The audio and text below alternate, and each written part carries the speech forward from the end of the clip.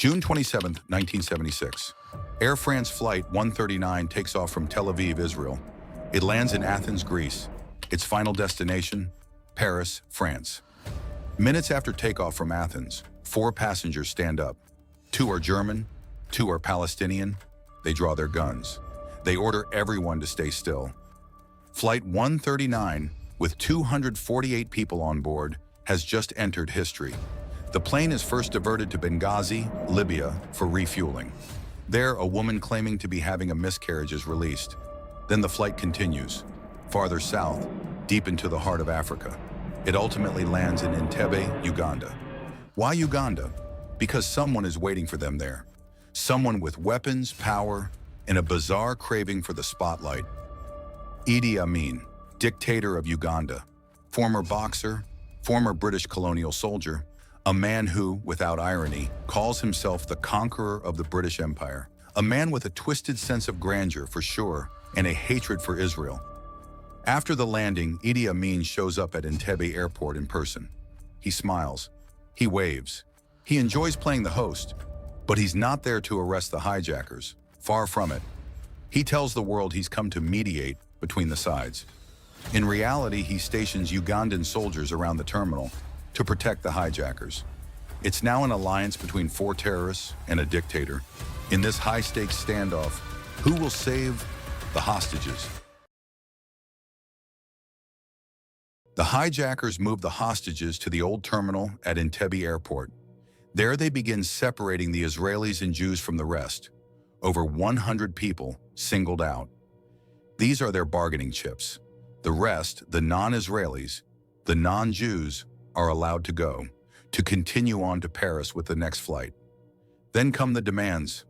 Release 40 Palestinian and pro-Palestinian prisoners held in Israel, plus 13 more jailed in France, Switzerland, and Germany, plus $5 million more for the plane.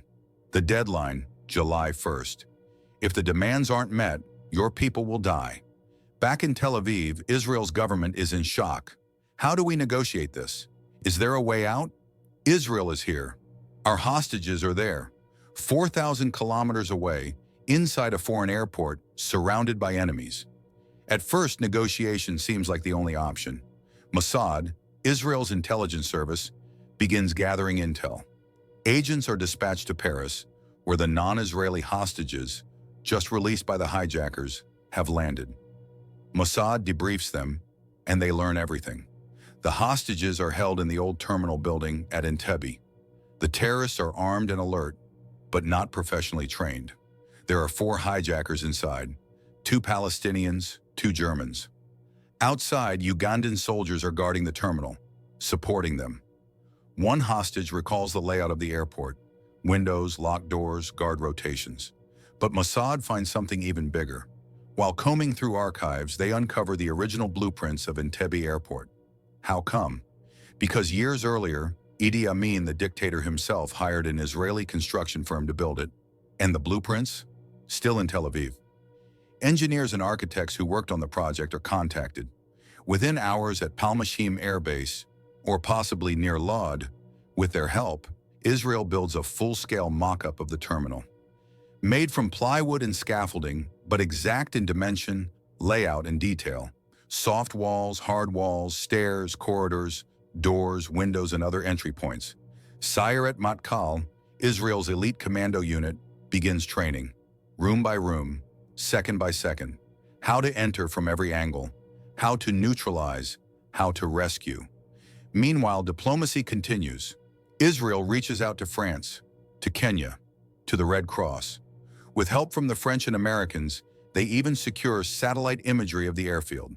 Then suddenly, the hijackers extend the deadline, from July 1st to July 4th. Reasons? Unclear. But for Mossad, this delay is gold. 3 more days to gather intel, to rehearse, to script every movement. Mossad analysts begin profiling the hijackers. Commandos drill inside the plywood terminal again and again, until it becomes muscle memory. Back in Tel Aviv, pressure builds. Prime Minister Yitzhak Rabin leans toward a diplomatic solution, but Defense Minister Shimon Peres pushes for action. By July 3rd, everything is ready. Mossad knows the layout. They know the number of terrorists. They know the Ugandan army is cooperating with them. And now they have flight clearance from Kenya, thanks to back-channel diplomacy. The question is no longer if Israel will act. It's when. That night, just hours before the deadline, the decision is made.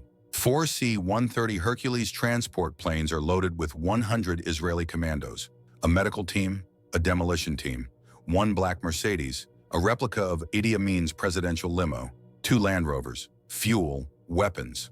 The planes take off from Israel. The destination, Entebbe, Uganda.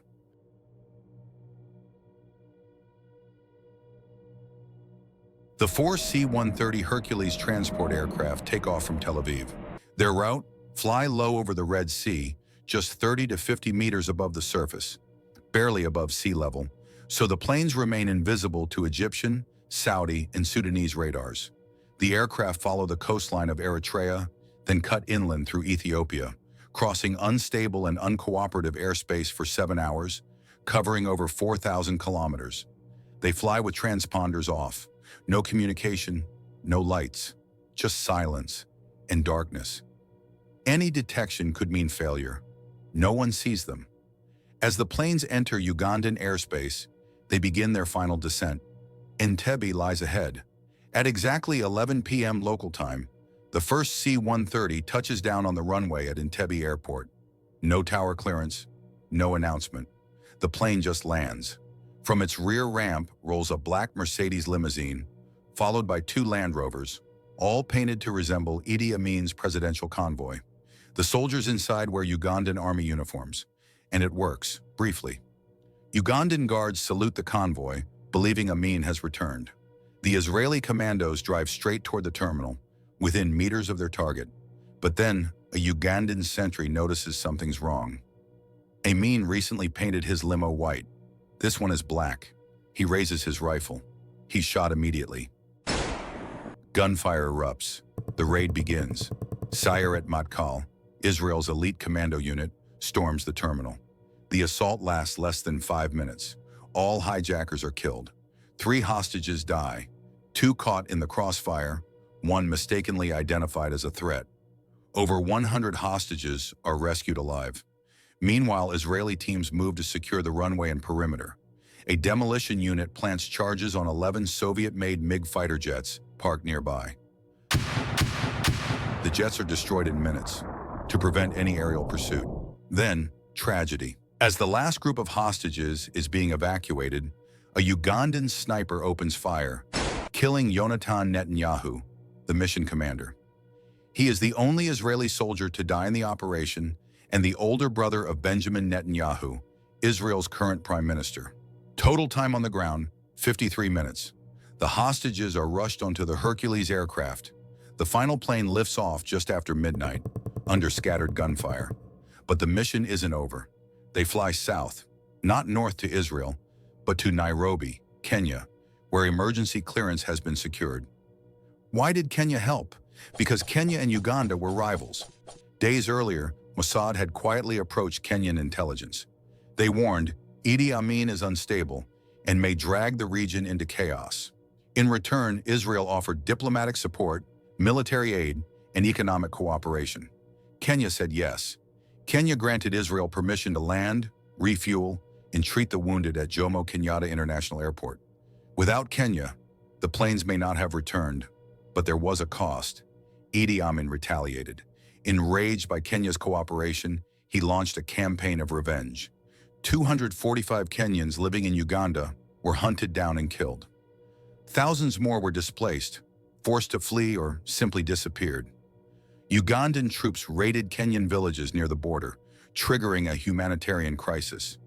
It became one of the bloodiest unspoken side effects of the Entebbe raid, rarely acknowledged in Israeli or Western narratives.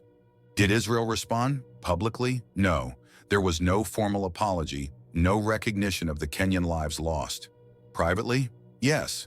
Israel expanded military and intelligence cooperation with Kenya, providing weapons, advisors, and surveillance equipment, but no reparations. Kenya paid a price for saving Israeli lives. Back in Israel, the hostages land to scenes of euphoria. Families cry, some kiss the ground, others stand silent, overwhelmed. The world is stunned.